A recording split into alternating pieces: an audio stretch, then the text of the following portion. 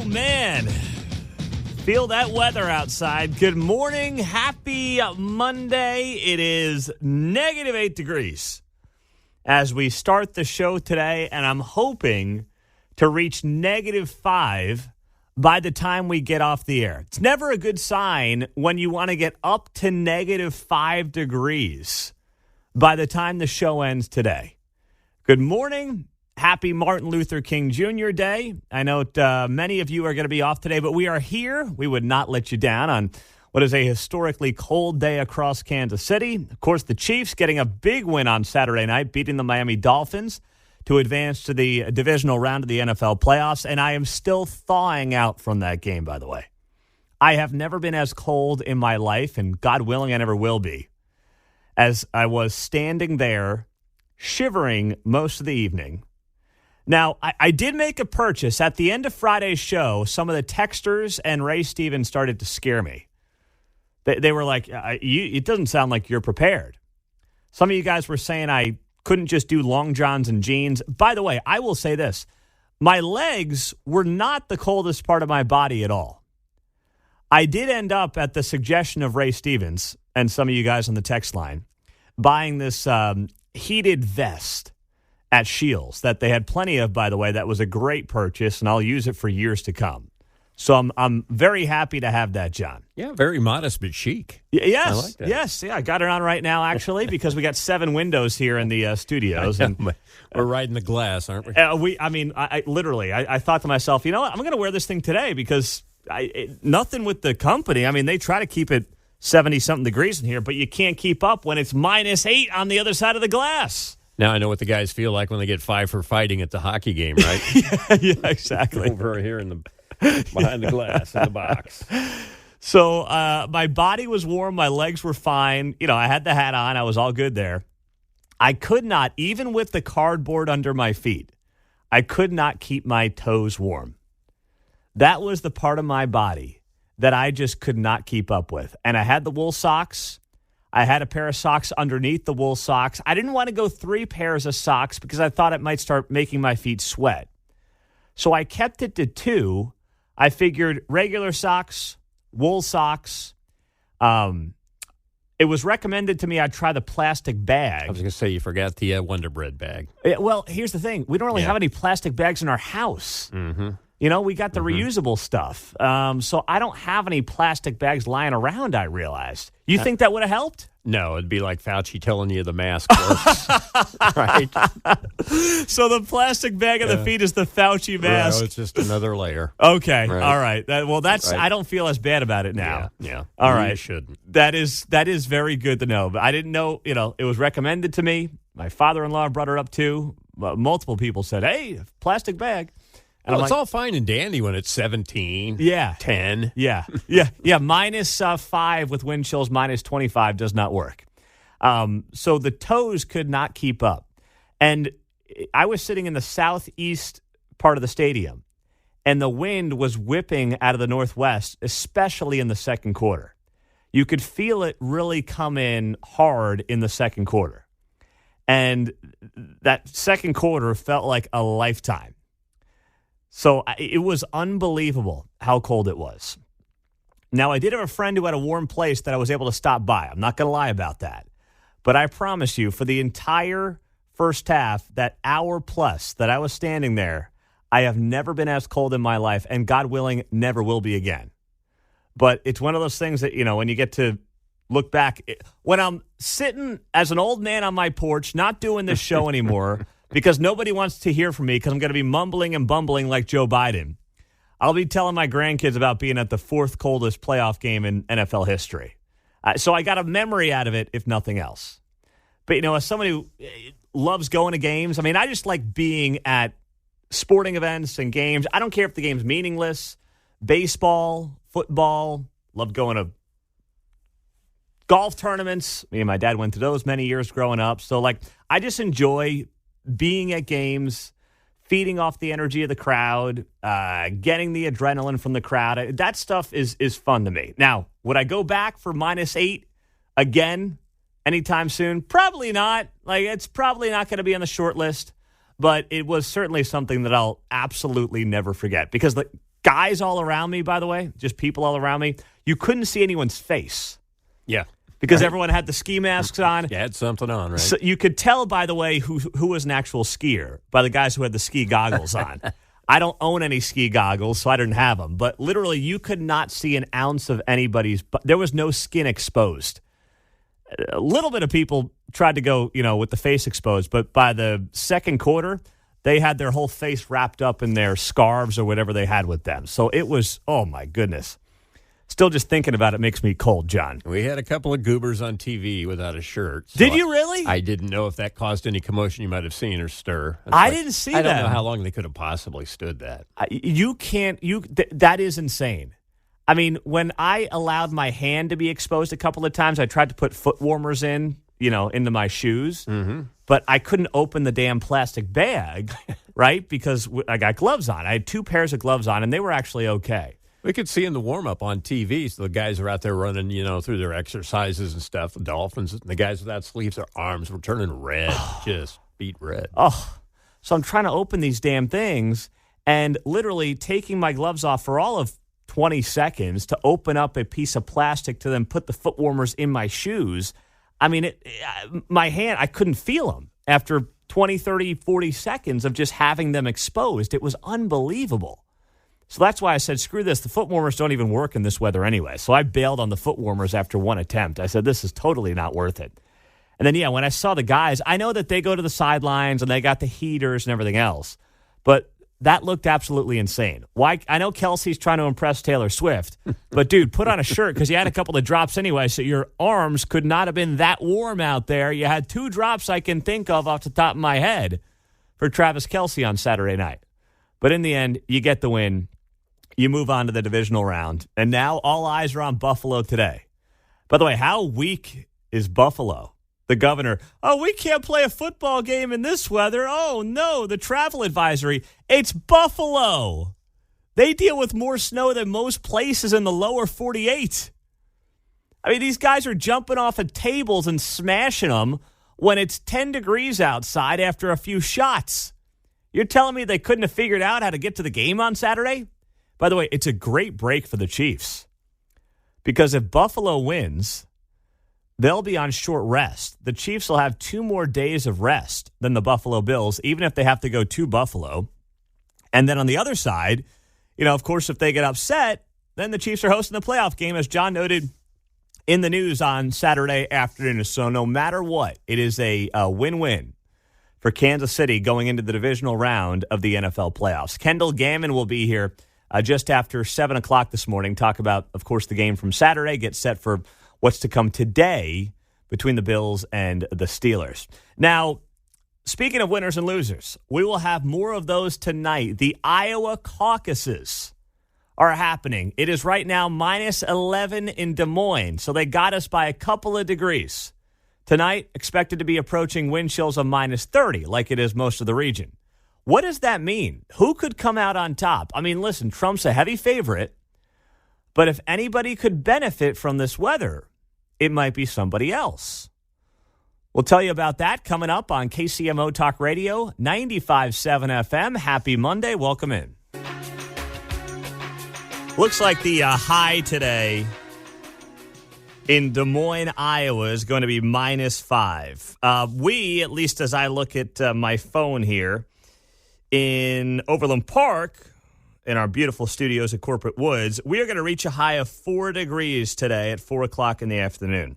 So we got Iowa by about 8, 9 degrees when it comes to a high today.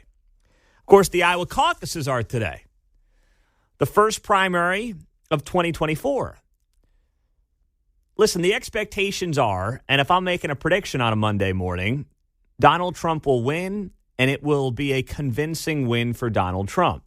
The biggest question for Donald Trump is whether or not he cracks 50% in the Iowa caucuses.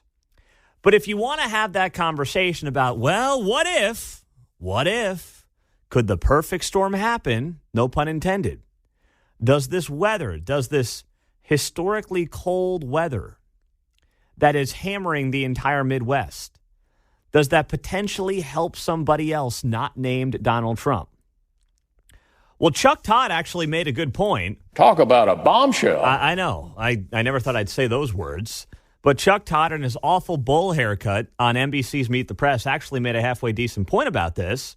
And it's the fact that actually, if you want to have the conversation, it is entirely possible that Ron DeSantis, the Florida governor, could end up pulling off a potential upset in part because of the weather. So the question is always about turnout, right? But that adds a new element. What are you going to be watching for tomorrow night in addition to the weather? Well, but that's the point here. It almost is the entire ball game, right. The turnout, because the smaller the turnout, that's when weird things happen here. Yes. You know, Rick Santorum didn't win in a large turnout, you know, those sorts of things. And Donald Trump has benefited from big turnouts. He really, you know, when we've had the higher the turnout has been in general election, the better more Trump voters have come. So, and is there a complacency issue that Trump has to worry about? So this is a question where weather has suddenly become the entire ballgame. It should be a real advantage to Ron DeSantis. Here's the guy that has been building an organization longer than any other campaign. He's got the governor on his side, who's got a built-in organization. This is why you build an organization, is when the weather drops unexpectedly. Are you going to get your people out, right? So, in theory, this is all actually, I think, setting up really well right now for Ron DeSantis. That is Chuck Todd yesterday on Meet the Press. Now, if the polls were tight, then maybe you suggest, okay, if we're sitting here in a tight race and Ron DeSantis had a better ground campaign than Donald Trump in the state of Iowa, then you could talk me into it. But if these polls are wrong, and right now they show Donald Trump up 30 points in some of these things, then you know what? You cannot trust any poll. If the Iowa polling is going to be off by 20 to 30 points potentially, then just throw the whole thing out. I will never mention another poll this entire year if somehow someone named Donald Trump does not win Iowa tonight. I mean, when you look at the average of all the polling that was done here over the last couple of weeks, it's got Trump up by 33.8 points over Nikki Haley or Ron DeSantis, depending on the polls. A lot of the polls actually have DeSantis in third place right now in the state of Iowa. But Emerson, Trump up 34. NBC News, Des Moines Register, Trump up 28. Insider Advantage, Trump up 34. Suffolk University, Trump up 32. Trafalgar, Trump up 34. I mean, it is not close. To even have a somewhat, I mean, if you have a race tonight in the single digits, that's a colossal failure. Forget Donald Trump. It's not necessarily a colossal failure on his end. His goal is to just win in advance. It's a colossal failure of the polling industry that we know has been flawed since going back to 2016. So there's no way you can suggest to me that Ron DeSantis has any shot just because it's cold, even though he does have the best ground game, even though he does have the governor's endorsement and he's got a lot of the faith leaders behind him. If this polling is that wrong, then, John, I will not utter the word poll for the rest of 2024. You know what's not going to happen? What's that? Iowans staying home. Yeah. You know? Yeah. I don't think it'll be that low. This is the thing, man. It's They're a used state to it. thing, right? And you know the sense I get, and we talked to Jeff Angelo throughout this caucus process the last couple of weeks, and he's going to be here at 7:30. He's a radio host in Des Moines. The pride that state has for this caucus, you know, they love having this thing every 4 years. They have pride in this thing every 4 years. It's huge for their economy every 4 years. They're not going to say, you know, it's kind of chilly tonight, not like really chilly tonight. And we'll skip out on this. We'll see you, we'll be back in 4 years. We'll see you then. My Prius won't start. Said no Iowan ever.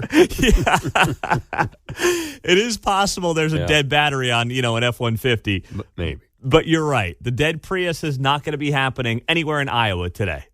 That is a very good point. So I'm not expecting anything but a Donald Trump win. The question to me will be whether or not Trump cracks 50. If Trump blows it out and he gets between 50 and, let's say, 55, then this thing is over. If Trump comes in at 40 to 45, then maybe you can have the conversation and say, well, That Trump support is, yes, and very enthusiastic, but it might be softer than we think. And if it's softer than we think, then here's what would theoretically have to happen. If you're one of those folks kind of in that never Trump camp or you're over Trump or whatever, here's what you want to have happen tonight. You want to see Donald Trump come in the low 40s. You want to see Nikki Haley or Ron DeSantis come in a convincing second. And then you want the other to be a distant third. That would then suggest the other will drop out.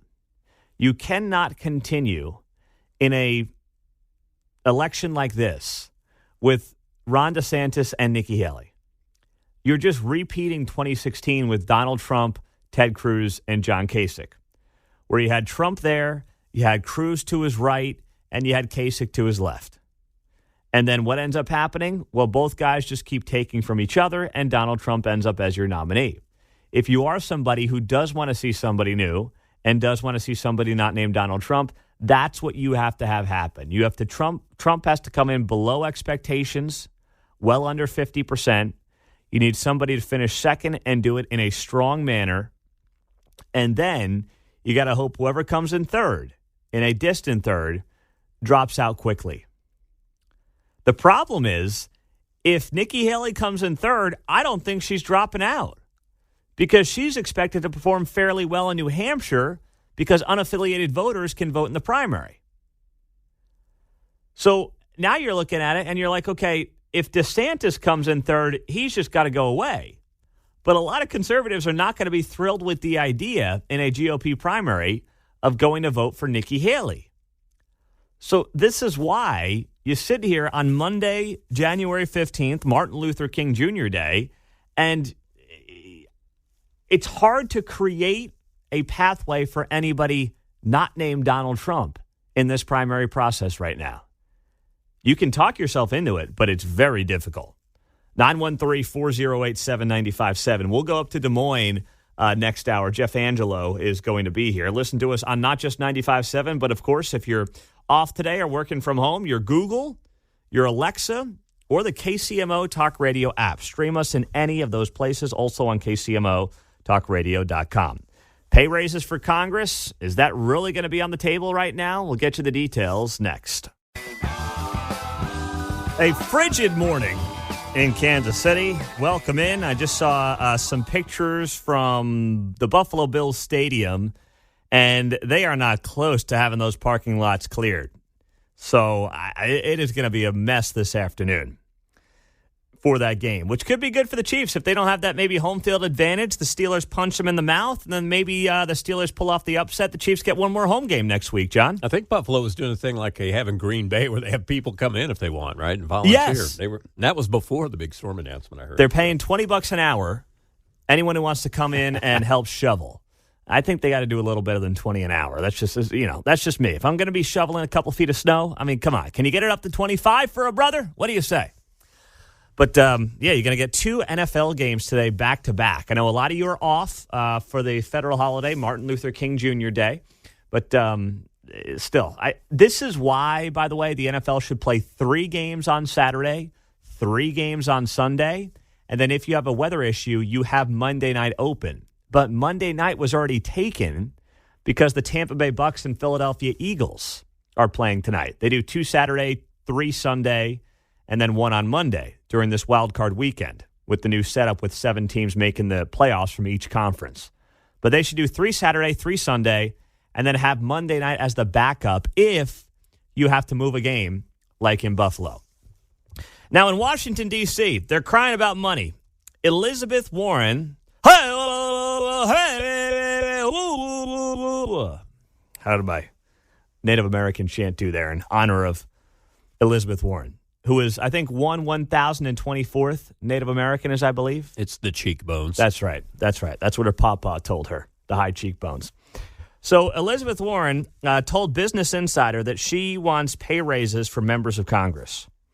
She said Congress should not be the plaything of multi-millionaires and billionaires, like herself.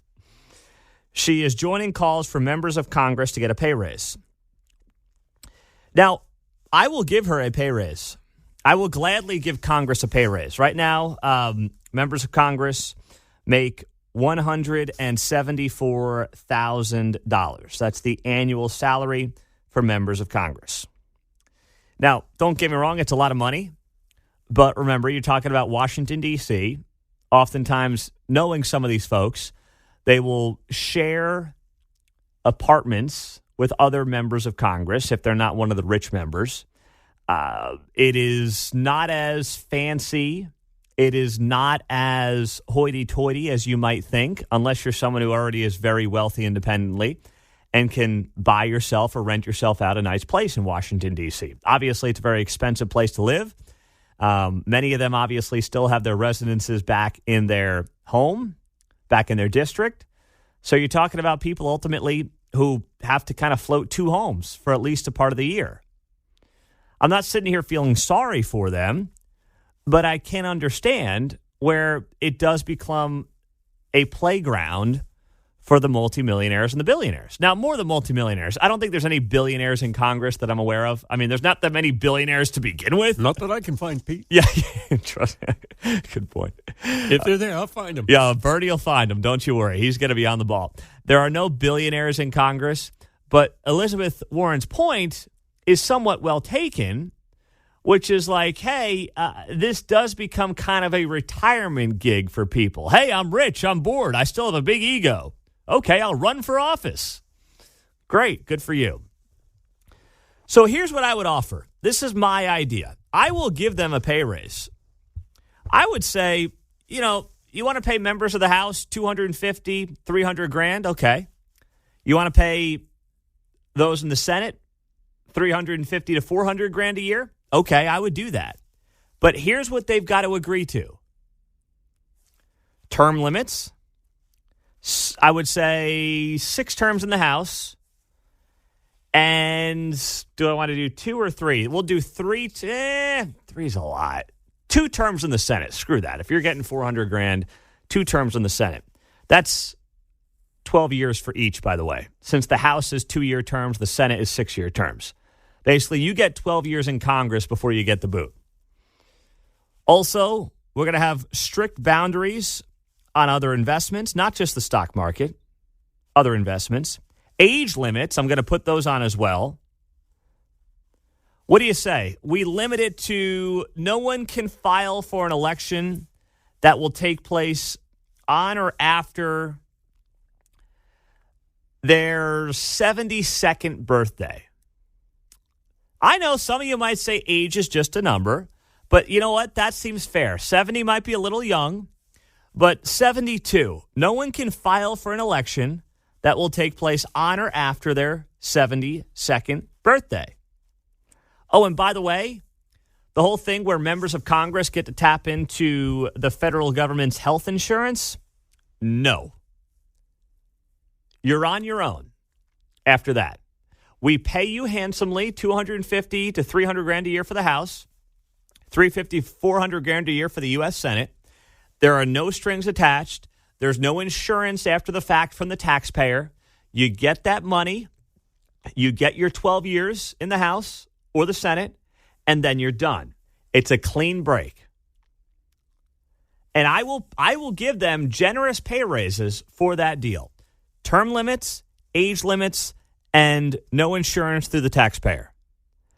Because in the end, what do you get, by the way? You get Americans then who are funding the health insurance for former U.S. senators and former U.S. House representatives for what? While they struggle to make ends meet on their own insurance costs? That's ridiculous.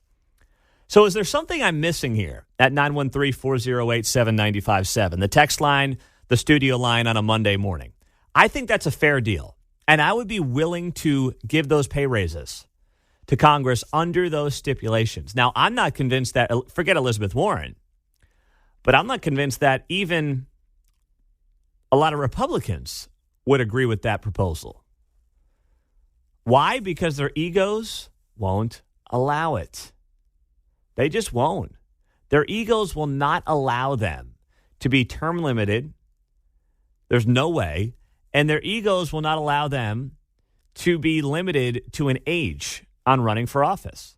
Now, there's no perfect age. I get it. Some of you might say, hey, My Uncle Steve is 75, and gosh, I mean, he's going a mile a minute. He's totally fine. And that is true for a lot of people. Age is a number.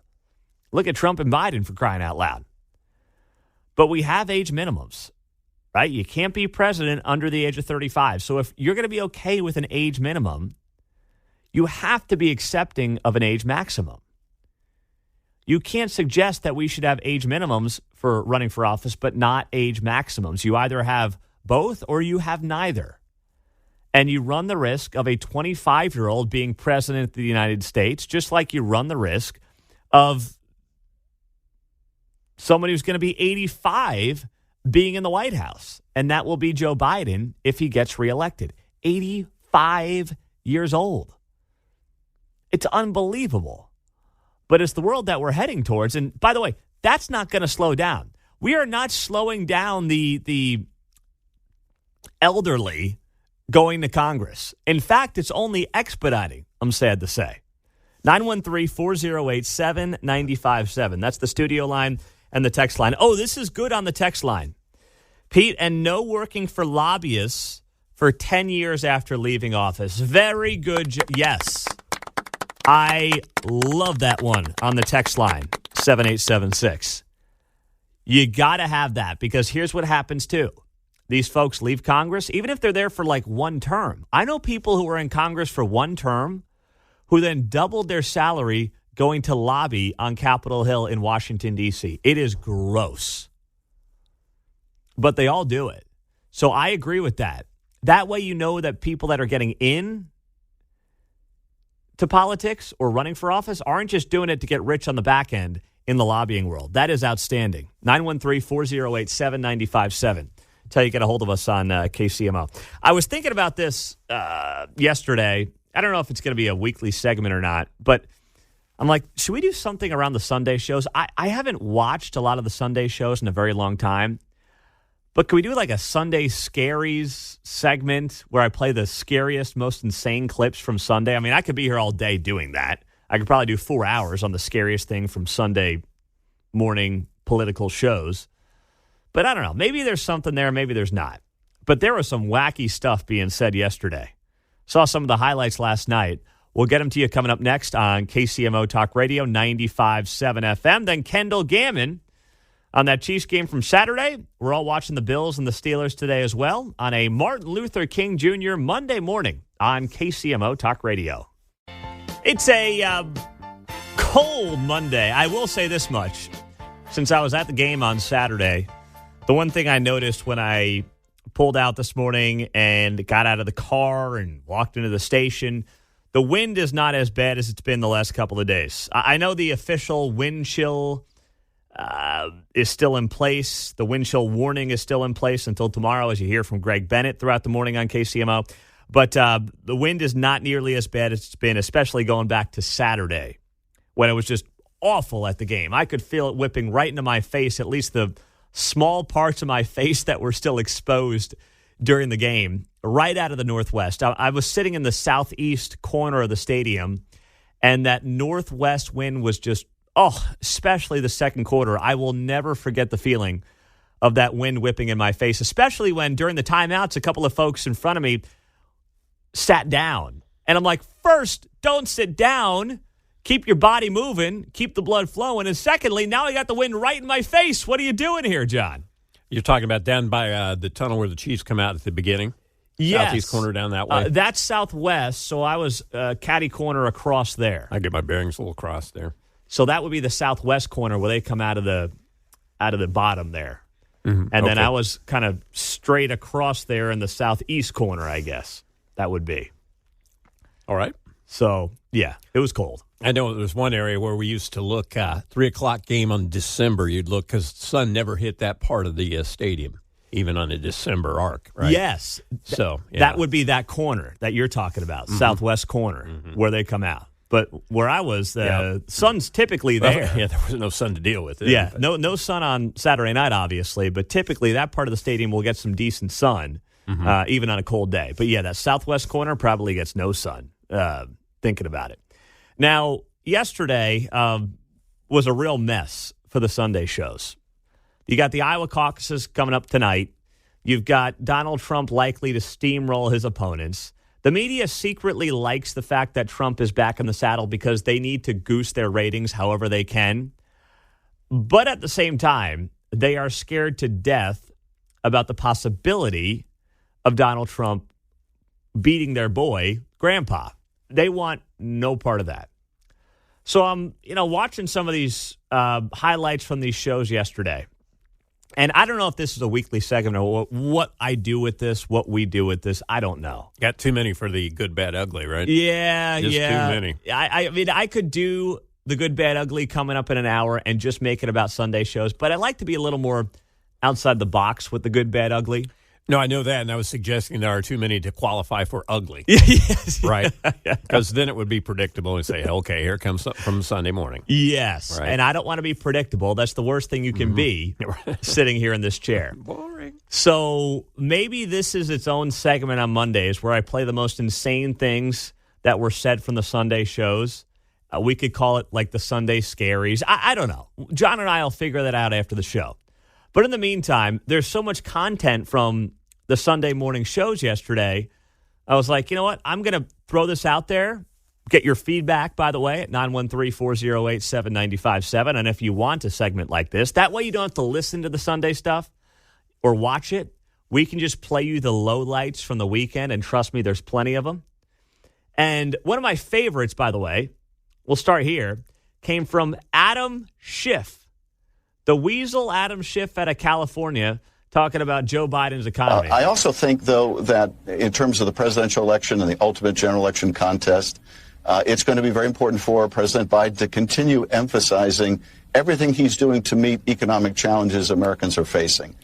For those who are in the thrall of Donald Trump, they're not going to be persuaded.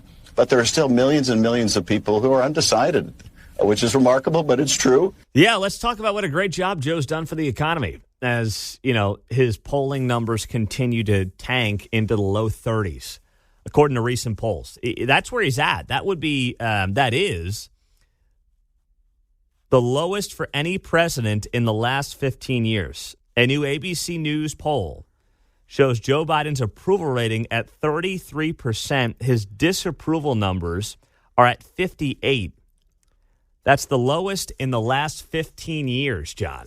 It has been a boom for red ink dealers, right? That is a great point. Yeah. It has been. So that was Adam Schiff trying to spin this Joe Biden economy. Then, let's see. What else do we have here? Oh, Tim Walz, governor of Minnesota. Here this guy was talking about the border on, what was this on? This was on CNN yesterday. Here he is, Democratic Minnesota Governor Tim Walz, asked about the border. Do you think it's a crisis, what's happening at the border? Well, I think it could be fixed. I think crisis is, we certainly have these. I don't want people living outside Minnesota right now. I think there's the humanity piece of this, and then there's the right that every sovereign nation has a right to control its borders, as we should. More could be done, but they're doing nothing. Congress is doing nothing. The president is asking for more aid for Border Patrol, not getting it. But do you think the border's secure? I think the border with the folks who do the work down there are doing a great job. Could we do better? Absolutely. Is the border secure? 1 Mississippi, 2 Mississippi, 3 Mississippi. We could do more. I love the technique of giving you a different answer and then re-asking yourself the question. Could we do better? Sure, we could do better. But, that wasn't the question. The intent. Yeah. The president's not getting any help from Congress.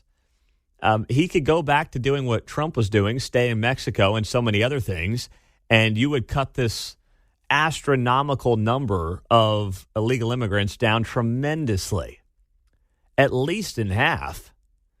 But why do that when you can blame Congress?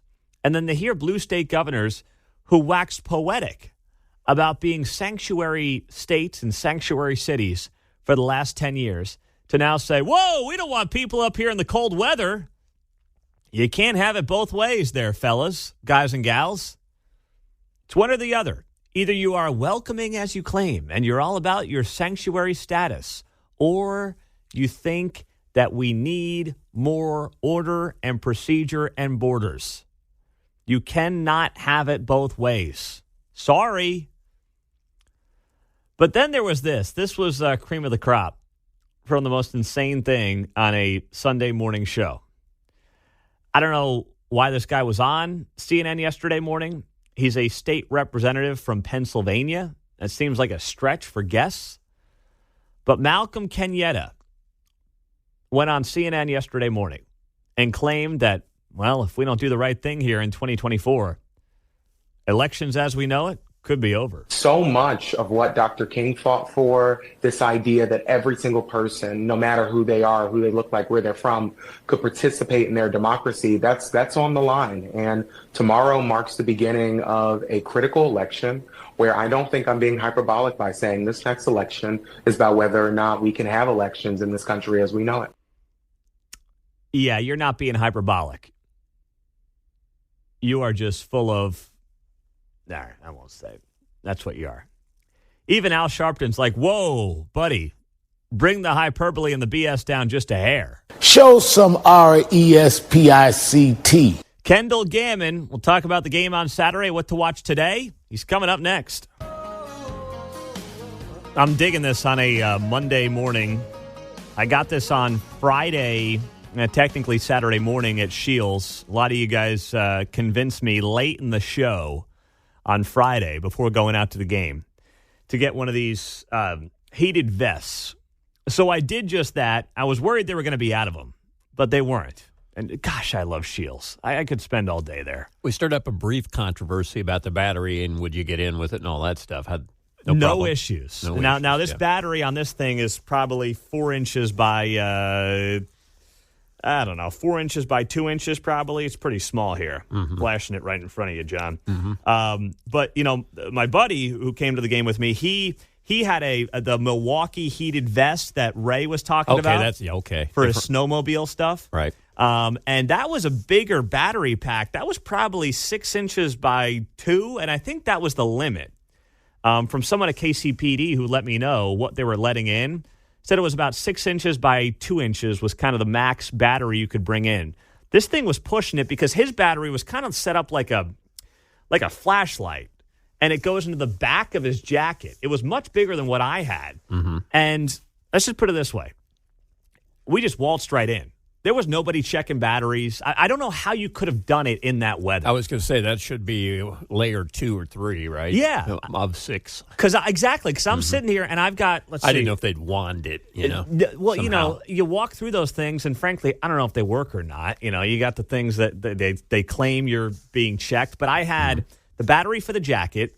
I had a portable charger and I had my phone all on me. So all things that theoretically I could have had to take out of my jacket at some point. But you're right. I mean, the battery for the vest is on layer 2 of 6. Right. I mean, I looked like I had pads on, football pads on. Yeah. I had so many layers on. So I was like, gosh, if they're going to be checking every battery, I'm going to have to start taking off layers, taking my gloves off. They didn't do any of that.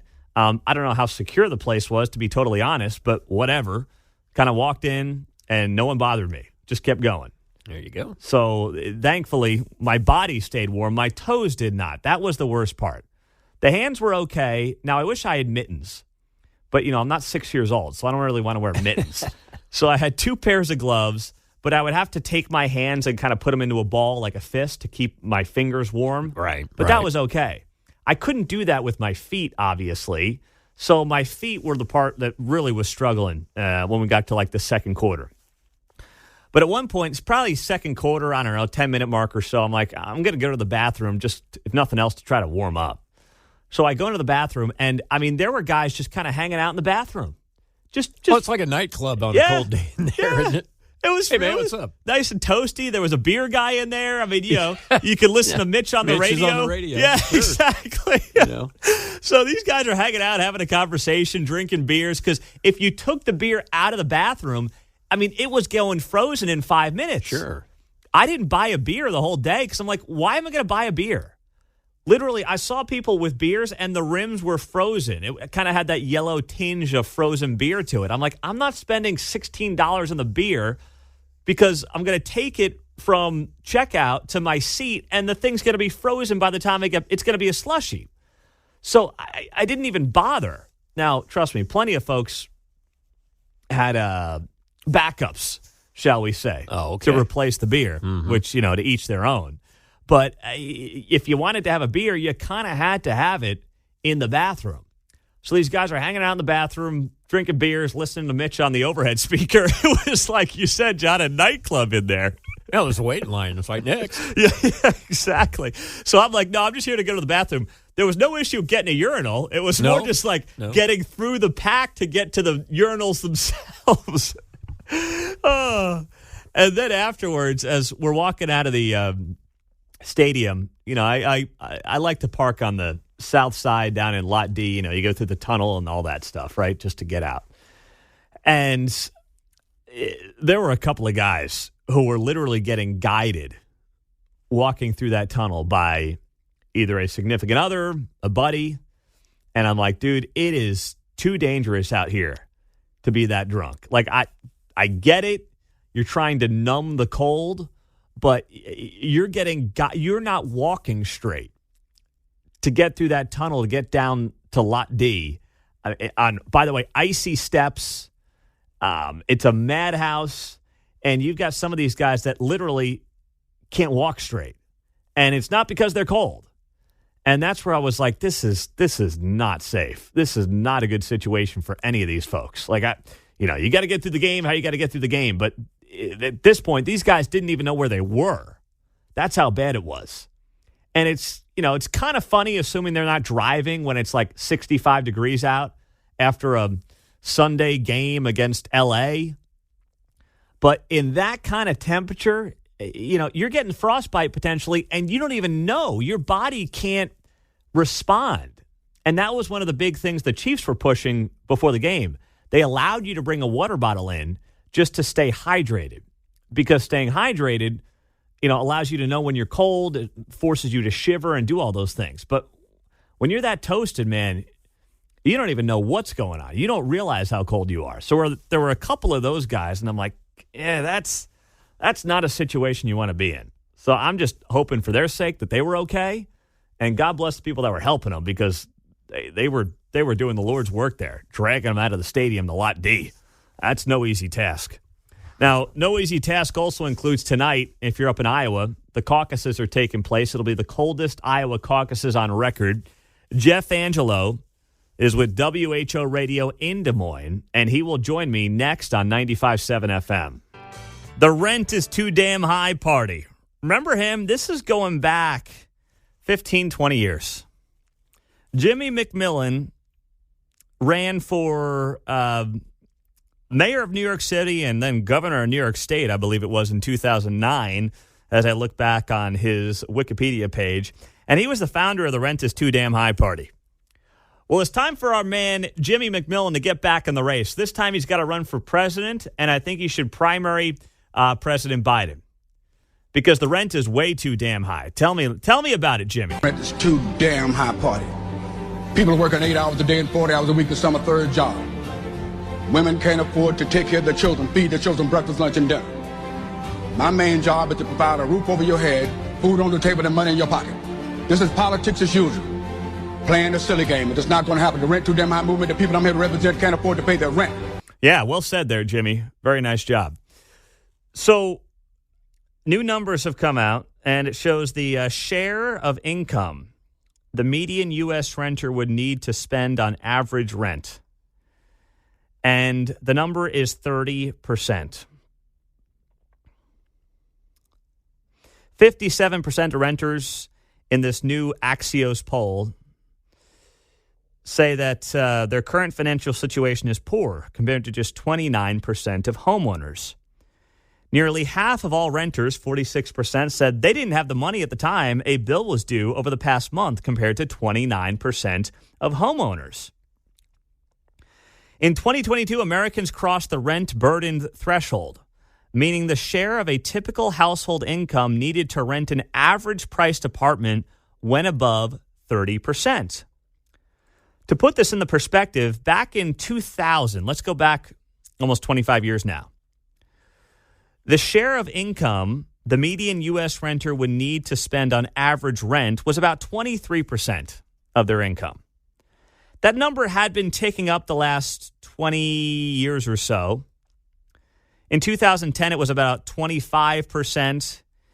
Right before COVID, it was right around 27%. It has now skyrocketed to 30%. Renters have a very thin financial buffer. That is a reality right now when you look at some of these numbers.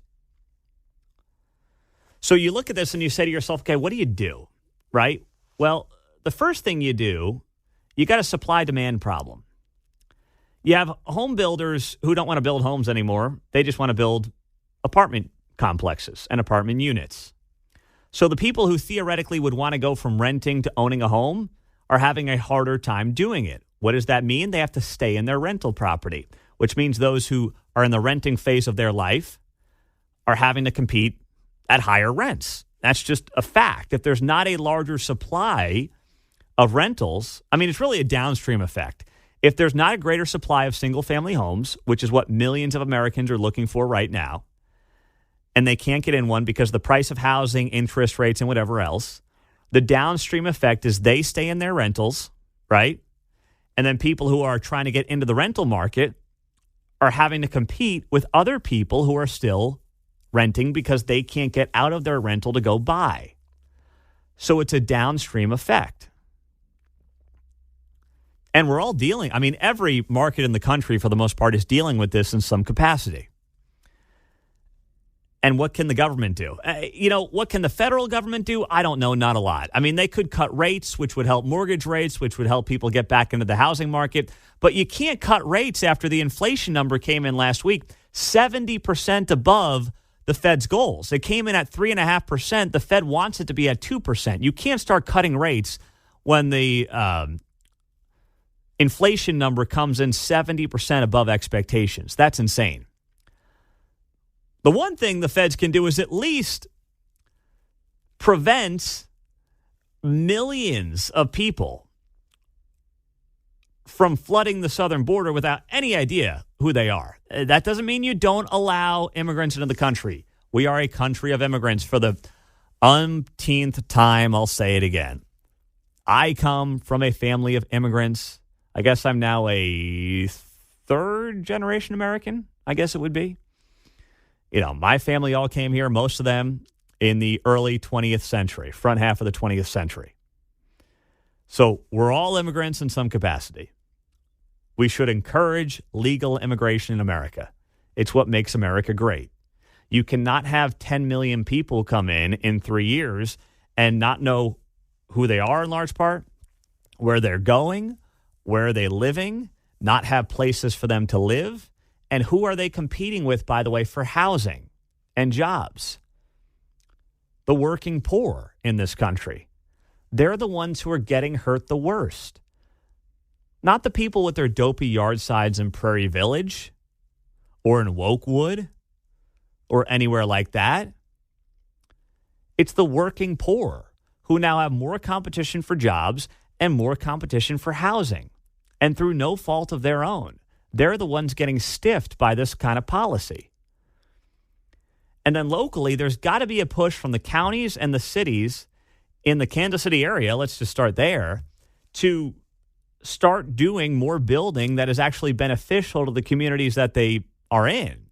Not just what the builders want to do, not what the developers want to do, but what people actually want in those communities, which is mostly single-family homes in places like Olathe, Overland Park, and Lee Summit. Not the latest and greatest apartment complex that is, leaking within 5 years and no one wants to live in the damn place. So that was part one. And then this as well. This is not good. The price of a basket of groceries that cost $100 in December of 2019. What do you think that costs right now? Just take a wild guess. I'll give you 5 seconds here to give that a shot. A basket of groceries that cost $100 back in December of 2019. What did that cost last month in December of 2023? $125.51. The same amount of groceries 4 years ago is 25% more expensive. Is that what we call Bidenomics? Come on, man. I'm asking the question here. I don't know the answer. I'm just wondering if that's what Joe would consider Bidenomics. Now, you might say, well, yes, that includes a year of the old guy. That is absolutely true. But when you look at the chart, and I'll share it on my Twitter page, at Pete Mundo, you can see it there. It really skyrockets from 2021 to December of 23. In 2021, the groceries were $105 instead of, $100 from December of 19. And then 2021 happens, and it flies to the moon. And it has leveled off the last 6 months or so. But here's the problem with inflation. The prices never come back down. When they tell you inflation's coming down, it just means prices aren't rising as quickly as they were. It doesn't mean they're going back to where they were in 2019. That's never happening. I mean, barring some massive, large-scale economic collapse, which none of us want to happen and doesn't look, thank goodness, like it's going to happen, at least not anytime soon, the prices aren't coming back down. They're just not going to go up as fast. Think of it as an airline flight. Yeah. You reach your cruising altitude on your way to wherever you're going. You don't start coming right back down. No. Yeah. You level out. You level out. Continue. And you move on with your flight. Yeah. That's in perpetuity, right? Yep. That's a good analogy. So that's how you got to look at this going into 2024. And that's where, as we sit here on Monday, it's Iowa caucus day. I mean, we're balmy down here compared to Des Moines. It's like minus 11 up there. We're sitting here at are we at minus 7, minus 6 right now? Let me see. I think so. This is one of the benefits of being closer to the equator than Des Moines. Hey, it's minus 5 here. All right. We're living large. Woo! Yeah, that's right. It's minus 5 right now at Corporate Woods. So Trump will probably win tonight. I mean, he's head and shoulders the favorite to be the nominee. And I know that personal restraint has never been his strong suit. But my goodness, when you see the numbers I just shared with you, the price of groceries compared to 4 years ago, the price of rent, the percentage of rent that is now being eaten up in people's salaries, all this guy needs to do is show up and talk about the economy.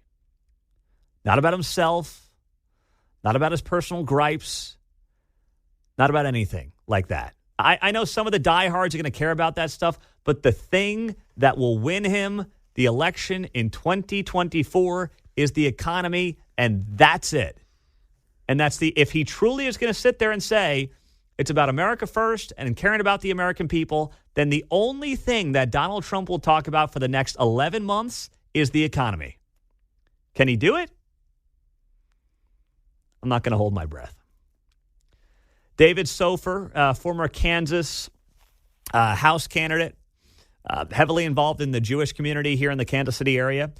Today's 100 days since the attacks by Hamas on Israel. And I don't want to lose sight of it. David Sofer will be here coming up next. And then Billy Long, former Missouri congressman who is campaigning up in Iowa this weekend. It's going to be good to talk to Billy just after 9 on KCMO.